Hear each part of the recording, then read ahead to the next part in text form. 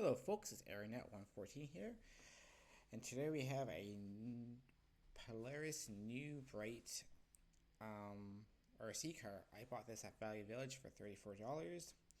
I tried looking online for a new lithium ion battery, could not find. Tried looking at Marketplace for anything that was 12 volts that was easy to plug in here, couldn't find anything. So then I went looking for a new 12 volt cheap drill. And there was cheaper out there at Home Depot, but I need it now. So I spent $99 on this cheap Black&Decker 12 volt drill. Well, the reason why I spent so much money on this drill, because this machine value on Amazon, you can find this listing on Amazon for Polaris New Bright RC car for $250 plus tax. So I converted it from the new bright battery to this Black&Decker battery. So I bought a new drill, chopped off the base, and I grafted it onto the RC car. And right now you see me taking out all the screws off of this Black&Decker drill. Yes, lights would help much better.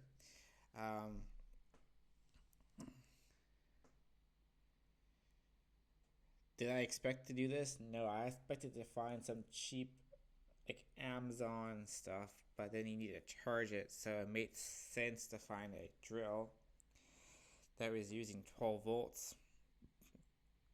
That way you just slam into the charger and then don't have to worry about much, right?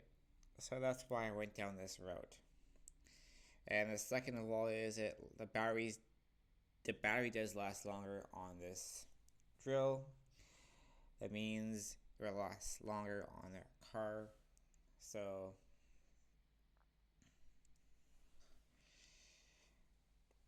and plus it's like off the shelf parts, so it's no engineering crap and things like that. It's just like it's a quick fix.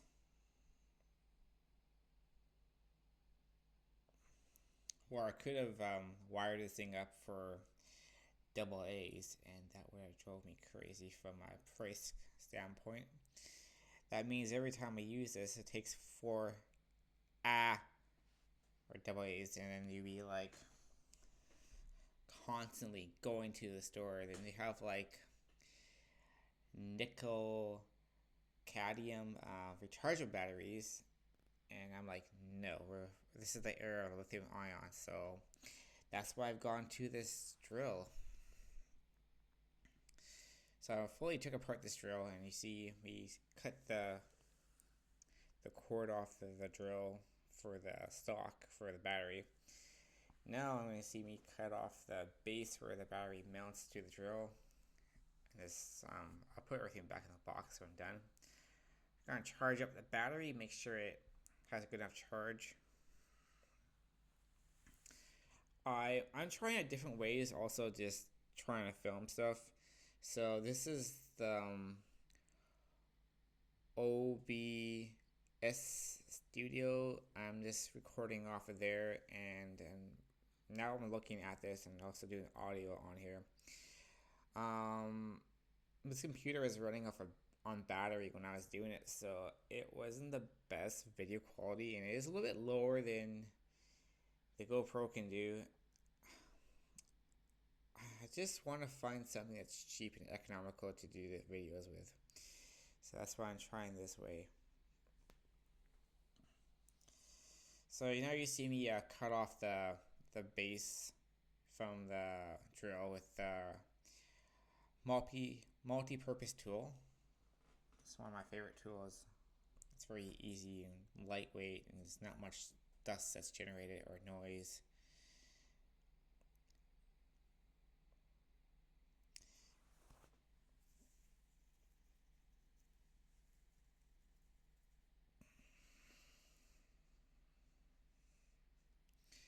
So yeah, we got this base put back together, just trying to see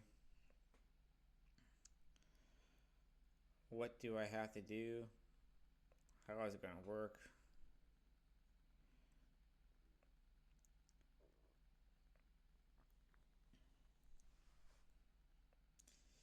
Yeah, one of the screws are stripped from disassembling with the impact gun.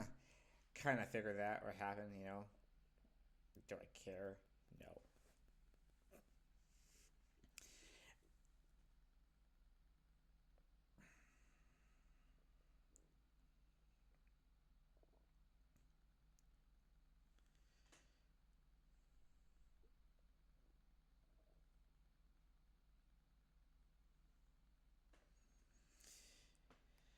Yeah, filling with wires always takes time. But, you know, it is what it is. I'm using a piece of that twist tie and a screw, you know, so I can bite into something.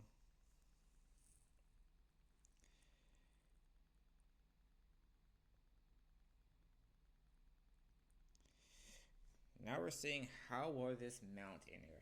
How is it going to be fixed to the back of here? And we'll make it, no.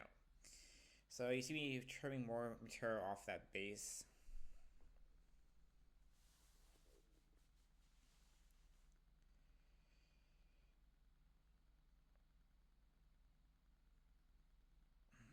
Figured it out. I'm drilling a hole. This is where it's going. The wires to poke through. Take it apart, and now we can start soldering this stuff together.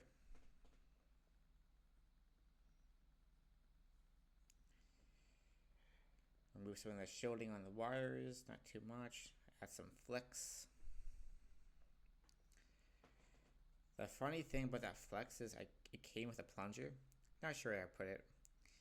It's been like that since almost 3 years I've been doing that.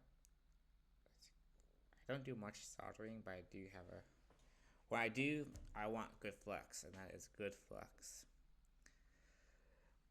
If you don't know what flex is what cleans the area and helps solder flow across the joint or anything you're trying to solder. Yeah, you can buy the cheap stuff at the store for like pipes and stuff, but this stuff is like on a syringe and it's very mess free. You're not dipping stuff into a container and having it smear across the table and stuff like that. Prefer in the syringe. And you see me using my impact magnesium housing as a soldering board. Yes.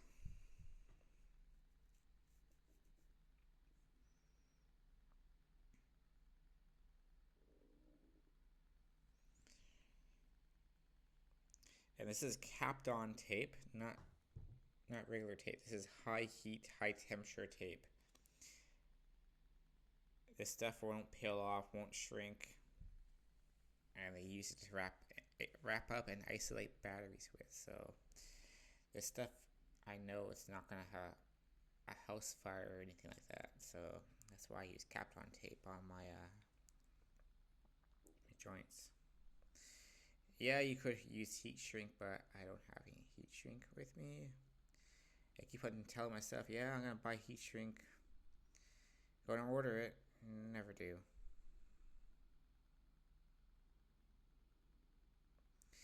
If it was to, I'll probably get the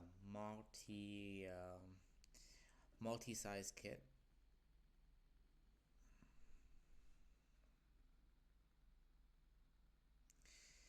And yeah, as the battery goes down on the laptop, you get all these artifacts across the screen here, which is pretty annoying. I get them on my streams too on Facebook, which is not great. Probably gonna start looking into camera market. What kind of cameras are out there that are better for streaming with or videos with. This is not a good setup. And here comes the supervisor to make sure I'm on schedule.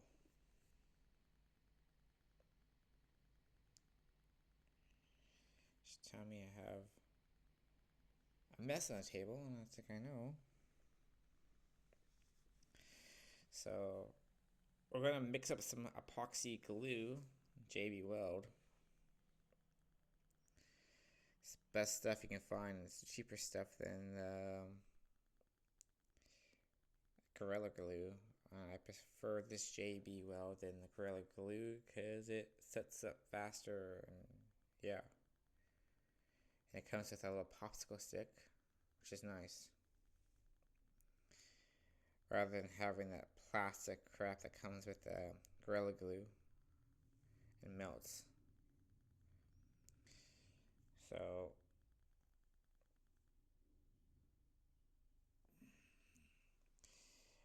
I threaded the wire through, and here's our first thing gone wrong is the battery connection housing is not sitting properly in the housing of the battery holder.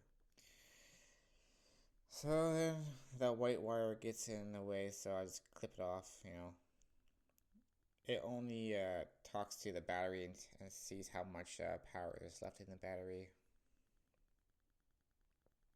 and prevents it from dropping below that 21% on the cells. But luckily for me, this board on this RC car does the same thing, but it does it on its board, so I'm not going to have that issue here, so you don't need that.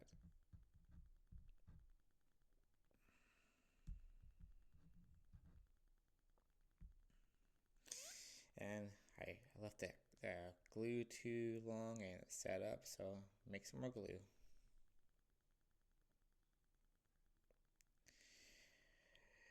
The trick with epoxy glue is you gotta stir it really, really well.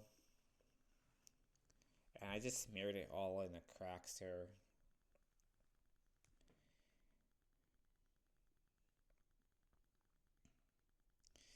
Now I have it in there, and now is the fun part.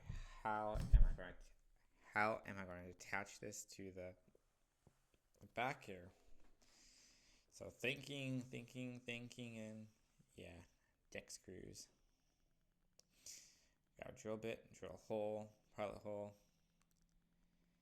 Got a smaller one, and yeah, drill it out. Perfect. And grab a screw.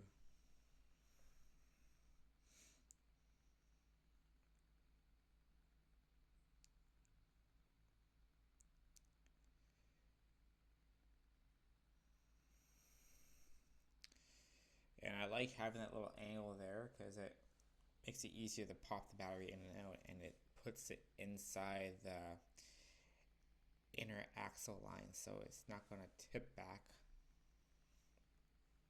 because of that high center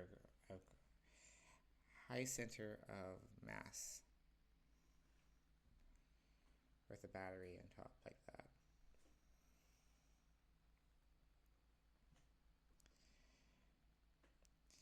And I shoved the screw on the side to the battery holder, and it's gonna put it on the other side, but the two anchor points there are pretty sturdy enough. So now let's take apart this battery.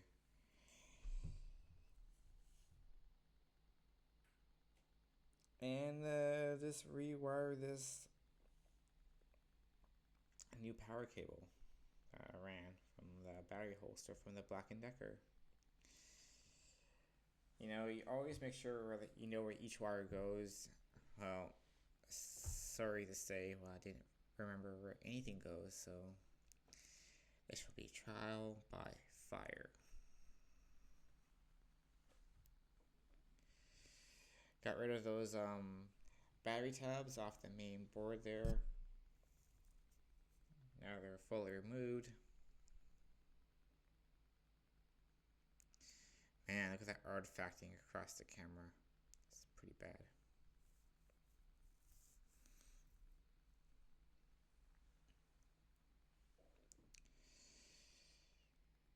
So we're going to do something with this wire. We're going to get some more capped on tape and make a nice little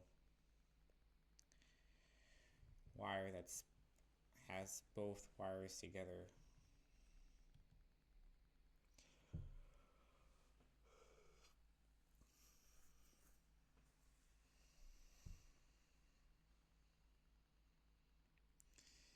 So I ran out of Kapton tape, so I went downstairs to grab some more.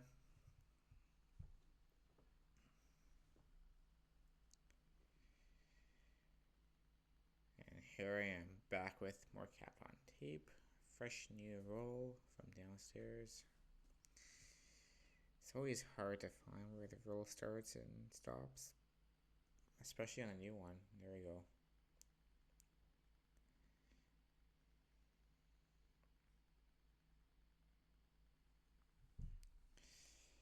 There we go.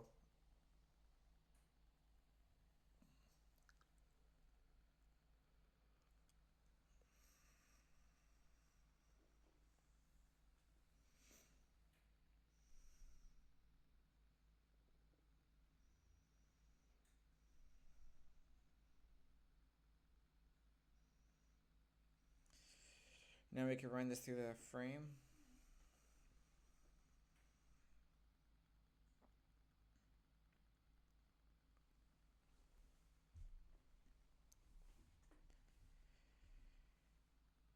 Put the main board back on its shell. And pull back the insulation on the wires, add some flux, and figure out how what is run these wires through this to this board. Because I have a fair bit of wire, I'm gonna leave that fair bit of wire on there. So if I ever have to pull this out, make sure I can open it up and also desolder the power supply wires from the main board. So right now I'm working on the negative wire, and now I'm going to work on the positive wire.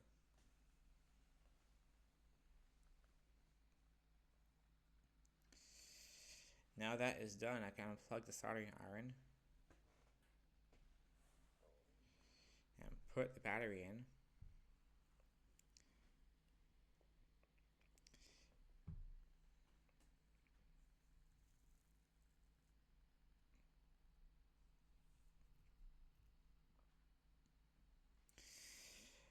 I needed some more room for putting the battery fully, the seat in that holder, so I cut out a little notch.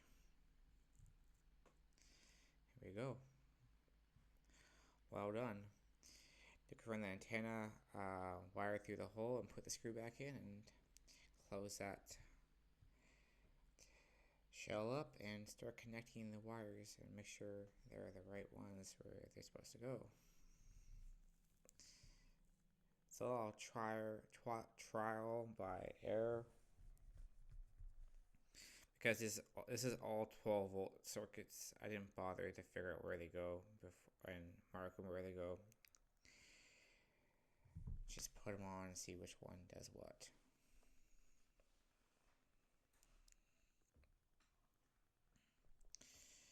Now that the screws are all back in their places, we can try this out. And it's back to the land of the living for this RC car. And here's some outside video.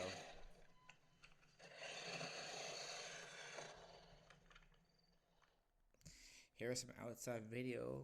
I did run this car for a little, probably half an hour outside before I started shooting it with a cell phone camera. And yeah, it's a 4-wheel drive Polaris side-by-side RC car. And yeah.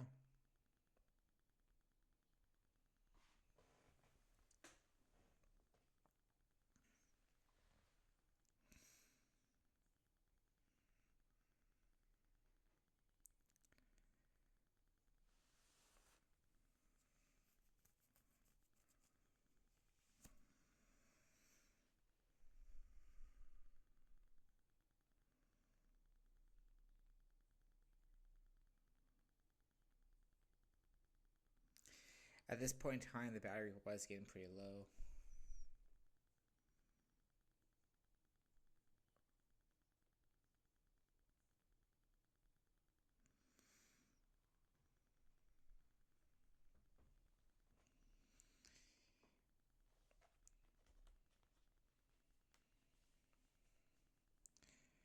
quite not sure how long it takes to charge up a Black&Decker battery, but I figure hour and a half, but I don't really know. Anyways, thank you for watching. Please like and subscribe for more videos.